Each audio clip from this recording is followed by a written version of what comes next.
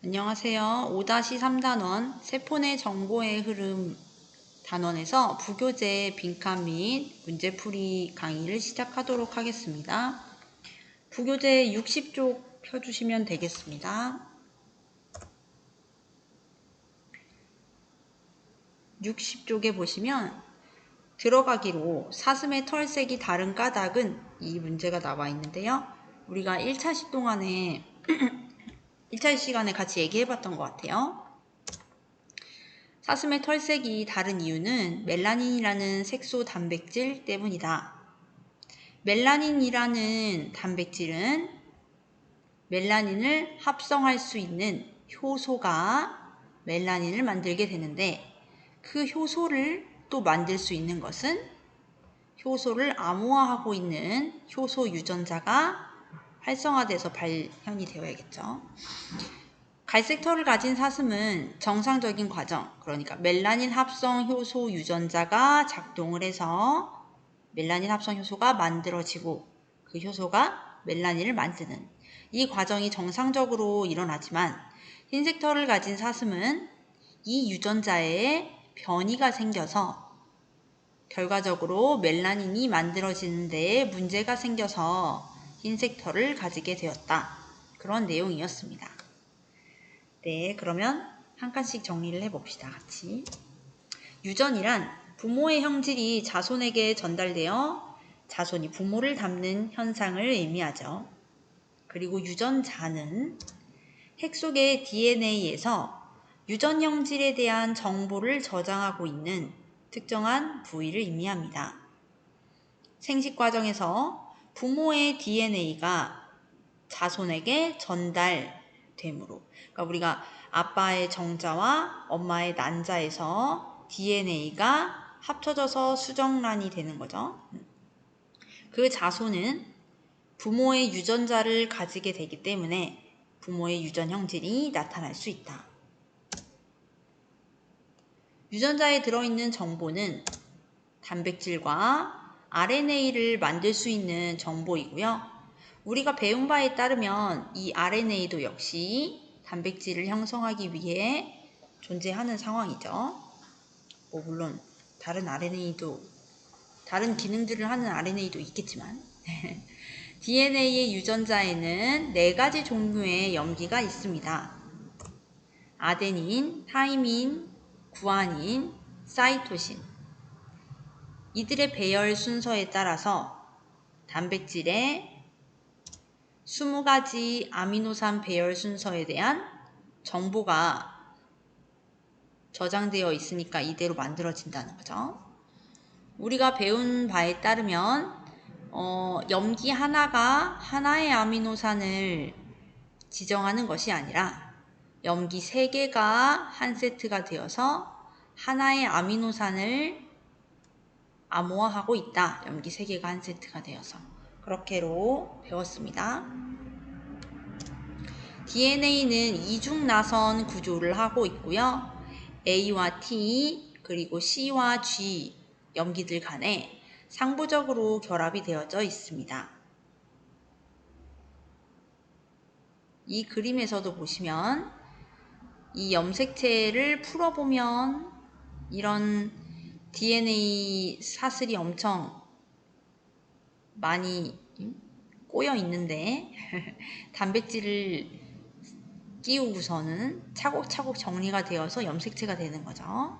그 DNA 나선을 보면은 DNA에 유전자 A 부위도 있고 유전자 B 부위도 있고 그렇게 이해하시면 되겠습니다. 유전자는 DNA에서 유전 형질에 대한 정보를 저장하는 특정한 부위이기 때문에 그렇죠. 세포 내 유전 정보의 흐름 보시면 그래서 유전자로부터 단백질이 발현되기까지의 과정은 전사 과정, 번역 과정 요렇게로 구별을 하는 것이죠. 우리가 그렇게 해서 형질이 발현된다. 이 그림이 매우 중요한데요.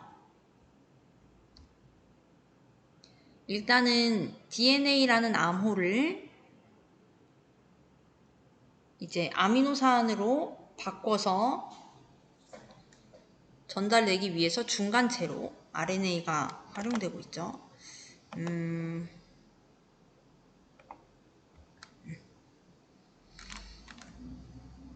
DNA에서의 3염기 조합이 RNA상으로 코돈으로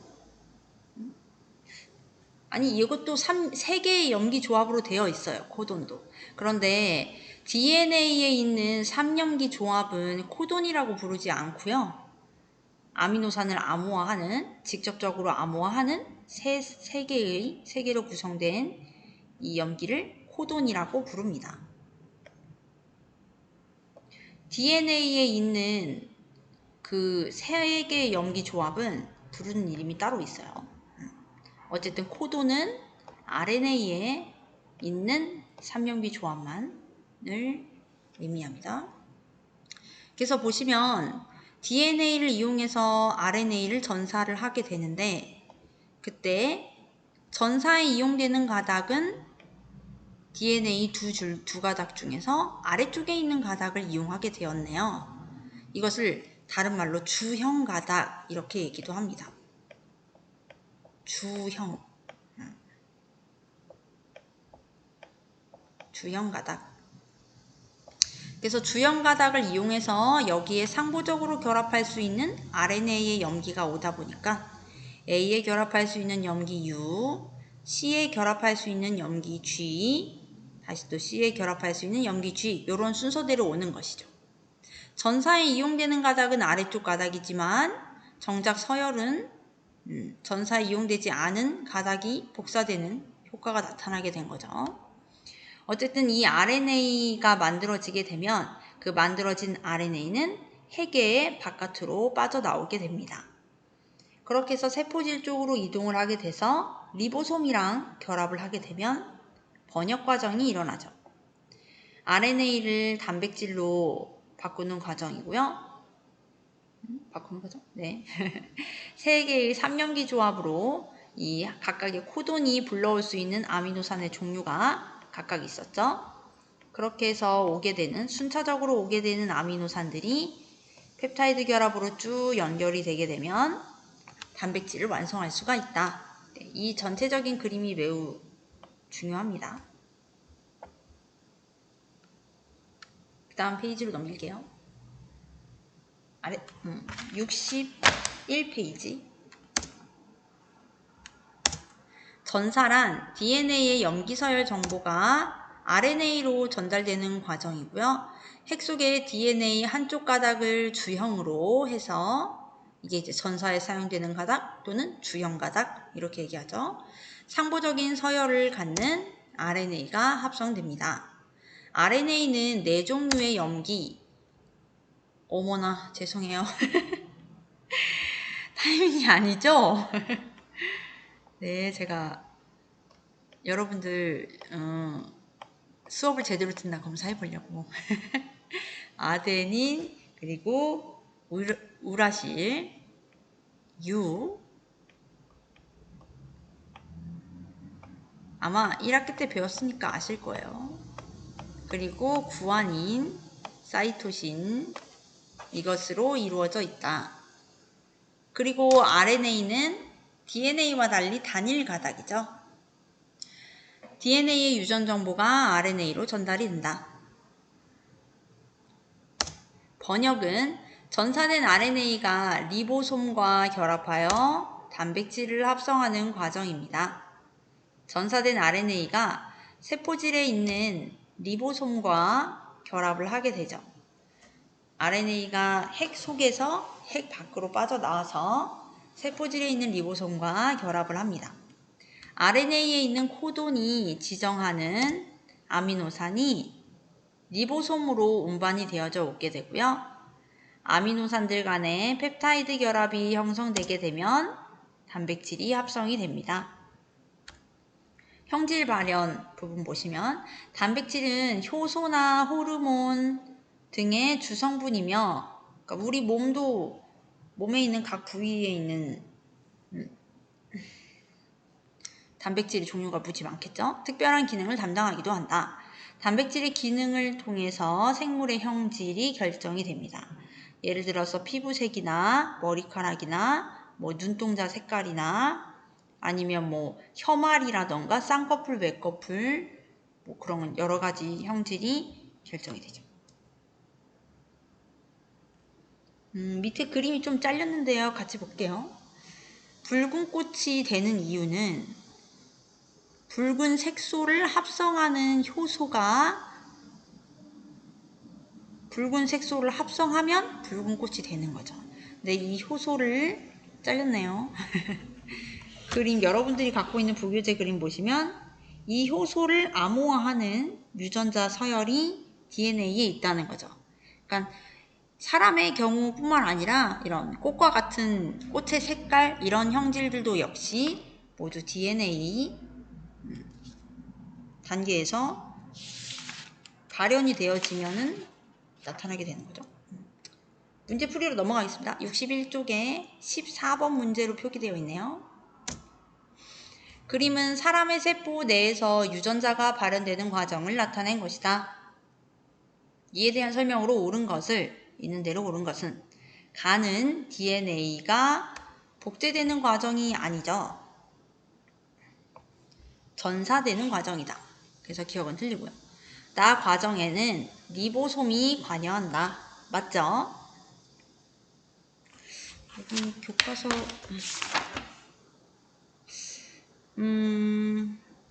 일부 다른 책에서 세포 소기관 중에서 리보솜 말고 리소좀 이런 것들이 언급되어지기도 하는데요.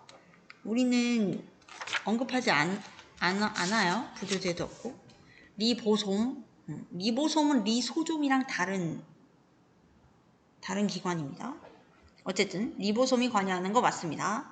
가와 나의 과정은 모두 핵 속에서 일어난다. 그렇지 않죠.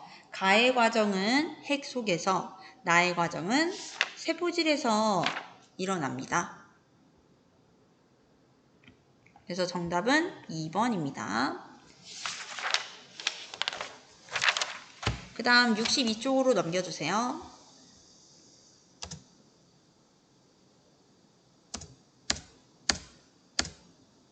그림은 세포에서 일어나는 유전 정보의 흐름을 나타낸 것이다. DNA에서 RNA를 만들고 그리고 폴리펩타이드, 즉 단백질을 합성하는 과정이죠. 이에 대한 설명으로 옳은 것만을 있는 대로 고른 것은 가의 과정은 전사라고 하고요. 나의 과정은 번역이라고 합니다. 지금 둘이 바뀌었죠. 그래서 기억은 틀리고요. RNA는 DNA의 가닥 1을 주형으로 하여 만들어진 것이다. 보시면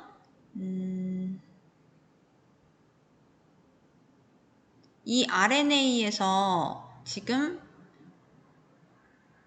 RNA의 서열이 A, U, G 이런 식으로 A 이어진다는 것은 이거를 만들 때는 이 가닥을 이용했다는 걸 알 수가 있겠죠. T를 보고 A가 왔을 것이고 C를 보고 G가 왔겠죠. A를 보고 U가 왔겠고요. 그러니까 전사에 이용한 주형 가닥은 가닥 2번이 됩니다. 그래서 니은도 틀렸고요. RNA의 염기 3개 조합이 폴리펩타이드의 아미노산 1개를 지정한다. 맞죠? 3개의 염기, RNA에서의 3개의 염기는 또 코돈이라고 부릅니다. 정답은 3번. 그림은 헤모글로빈 유전자를 구성하는 염기 중에 1개가 바뀌어서 왜 바뀌었을까요? 돌연변인가요? 난 모양 적혈구가 생기는 과정을 나타낸 것이다. 너무 신기하지 않아요? 저는 아니 여기 있는 긴 서열 중에 단 1개가 바뀌었다고 결과적으로 만들어지는 적혈구의 모양이 이런 큰 차이를 일으키다니 말이에요. 이에 대한 설명으로 옳은 것만을 있는 대로 고른 것은 형질은 단백질의 기능에 의해 결정된다. 맞죠? 단백질을 구성하는 아미노산의 종류가 달라지면 단백질을 구성하는 그렇죠. 여기서의 프롤린, 글루탐산 이렇게 와야 되는데 프롤린, 발린, 글루탐산 이렇게 오게 되니까 단백질의 기능이 달라져 버리게 됐어요. 이런 납모양의 적혈구는 산소를 적혈구의 역할이 산소를 운반하는 역할을 하잖아요. 그런 부분들이 많이 미흡해지게 만들어요. 이런 형태 때문에. 근데 만약에 여기서 발생했었던 유전자의 변화가 여러분들도 알다시피 그 3염기 조합이 하나의 아미노산을 지정할 수 있으니까 총 64가지의 그 조합이 가능한 거죠. 그런데 20가지의 아미노산을 지정하는 거였어요. 그러니까 일부의 아모는 어떤 아모들은 똑같은 아미노산을 데려올 수 있다는 얘기예요. 만약에 여기에서 글루탐산을 암호화하는 3개의 염기 조합에서 유전자가 변화가 돼서 한 염기 서열이 바뀌었다.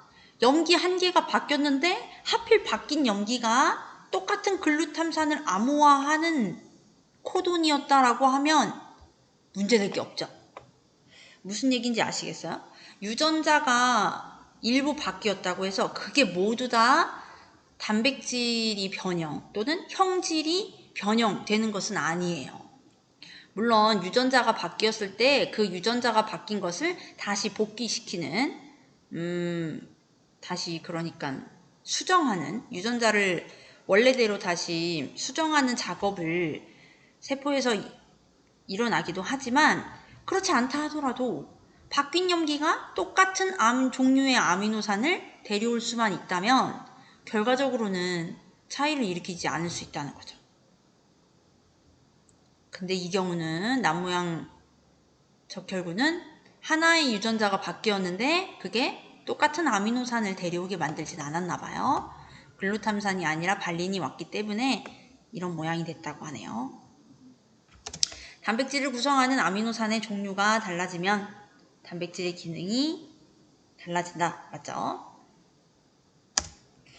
헤모글로빈 유전자의 염기 서열이 바뀌었기 때문에 헤모글로빈의 구조에도 변화가 일어난 것이다. 네.